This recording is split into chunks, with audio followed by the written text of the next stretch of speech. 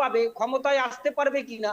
আজকে Humayun Kabir cycle repair, cycle mechanic, তার শরণাপন্ন হতে হয়েছে শুভেন্দু অধিকারীকে। এর থেকে লজ্জার কিছু আছে? আজকে মিম না কে কোথা থেকে হায়দ্রাবাদি, তাদের পা ধরতে হচ্ছে শুভেন্দু।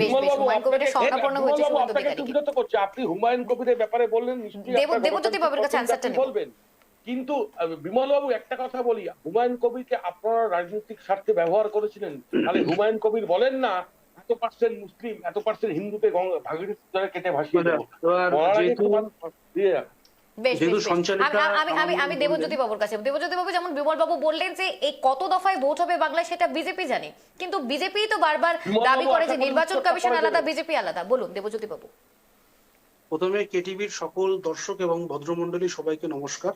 প্রথম কথা, আমার মনে হয় যে বিমল বাবুর একটু ডিবেটে আসার আগে একটু হোমওয়ার্ক করে আসার। দেবজ্যোতি বাবু, আপনার মাথাটা না কাটা যাচ্ছে, পুরো ফ্রেমে আসছে না, প্লিজ একটু যদি আপনাকে একটু পিছিয়ে যান। হ্যাঁ, প্রথমেই বিমল বাবুকে বলবো, বিমল বাবু ডিবেটে আসার আগে একটু